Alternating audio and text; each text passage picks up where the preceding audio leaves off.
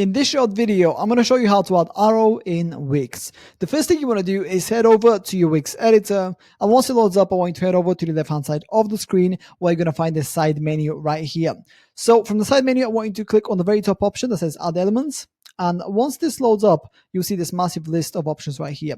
Click on decorative right here, and then underneath shapes, you will see arrows. Click on that, and that will take you to all the different arrows that you can choose from. Now, bear in mind, there's also a more arrows button right here. So if you click that, that's going to open up an even wider selection of arrows that you can choose from. And here, of course, there's some filters that you can choose. So for example, if you want app icons, you can only do that.